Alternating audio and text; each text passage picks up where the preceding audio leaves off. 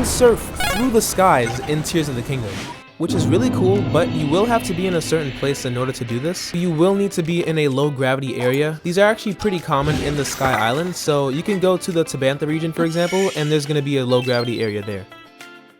Once you do get to a low gravity zone, simply fuse it onto your shield, jump and do a shield surf, and because you're in the air because of the low gravity, you'll be able to literally surf through the air. You can start and stop the rocket by pressing B and putting your shield away, and then doing another shield surf to give you more momentum and movement while preserving the rocket's battery.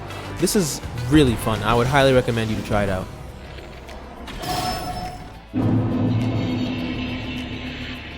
Tired of using all those rusty claymores and rocks? I understand your pain, rock haters, I do. You can actually spawn a cannon Zonai device and just activate it and grab it with your Ultra Hand. It's gonna mine for you, and the best part about it is it uses no durability. Whenever you're done with the cave, you can just fuse it onto any weapon you have. What's nice about it being on a weapon is you can hold the R button to aim your cannon shots a lot more precisely compared to putting it on a shield, for example. Also, you just have a cannon on your sword, like that's hard.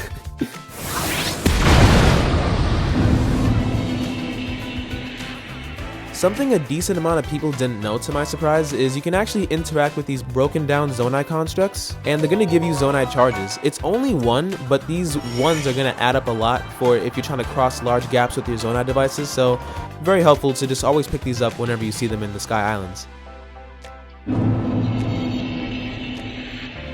It's really weird. I feel like people are still sleeping on fruits and just attachments you can put to your arrow in general. For example, the Dazzle fruit, which you can find on the Sky Islands, and it's gonna stun every enemy who gets hit by it. They're gonna lose their weapon and become blind. Hold on, wait, that Bokoblin kinda hitting that. Hold on, wait. They like Stevie, they can't see me, they wanna be me. I'm in that guinea, look like zucchini, what a Fiji. I do way too much in my room, I can't lie. Like I was saying, you can pick up the weapon and just throw it away if you want to. It's just really funny, but more importantly, it's very useful. You can combine this with puff shrooms to make them stunned and they can't see you and they have no weapon. Yeah, at that point you just pack them up because like they actually can't do anything.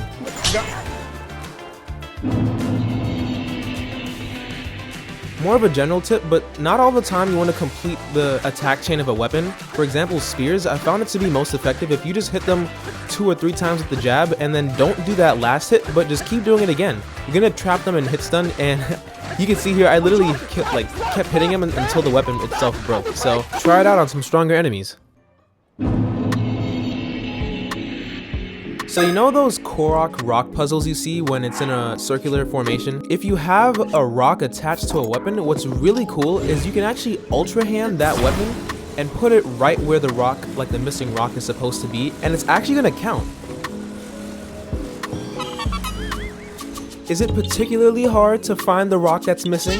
No. Is this really funny though? Yes. Like a lot of gracious people told me on my last video about Zoro Weapons, right here and here. Okay, stop, please guys, I get it, stop, wait, stop. So for those of you who don't know, Zoro Weapons will double their damage whenever they're wet, but it's not just the fusion's damage, like the Gerudo Claymore. It will double the base damage of the sword as well, so you're actually going to be getting higher damage without the drawback of the low durability. So say for example I take this silver Lionel horn and I put this on my Zoro weapon while it's wet and moist. Both the blade and the fusion attachment is gonna double its damage. But how can you make yourself wet all by yourself? Well, there's actually 2 ways that you can wet yourself. Now the method for wetting yourself may be different if you're a guy or a girl, but for today's example we're going to use this Lionel fight as a prime example of how you can wet yourself in a fight.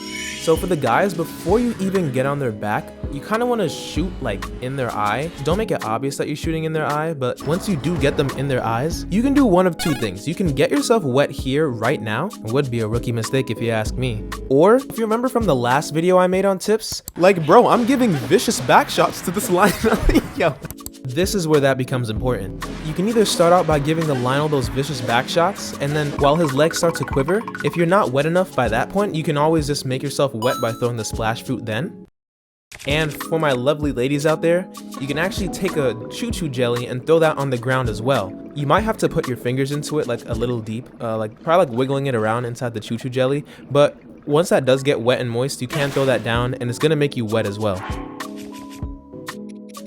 And with those two methods, your sword should be nice and it should be nice and activated, and at that point you're going to be doing a lot more damage, and there's no durability cost unlike the Gerudo Claymore. So the Zoro weapons are really helpful. Not to mention, no spoilers, but when you do complete the phenomenon in the Lanayru region, let's just say you can make yourself wet as much as you want. So try out the Zoro weapons. They are a bit situational. Just make sure you can be as damp and as wet and as moist as possible.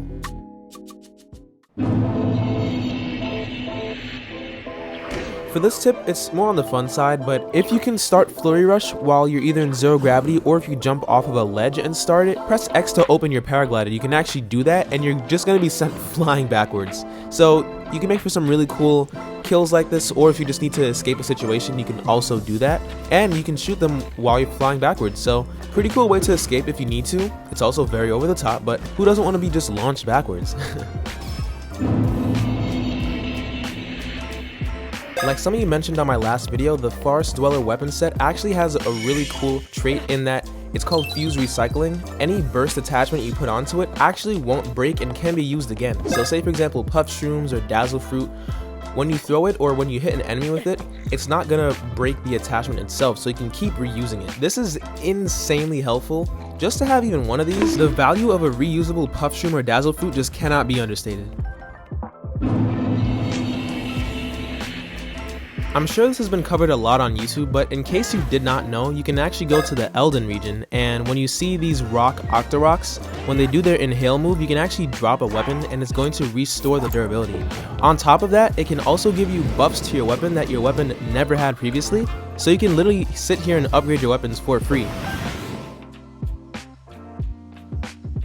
These OCTA Rocks are also going to respawn on blood moons, but for some reason though, they can't restore every weapon's durability, so just try them out and see what works. And also watch out when it spits it back out, because it can and will kill you.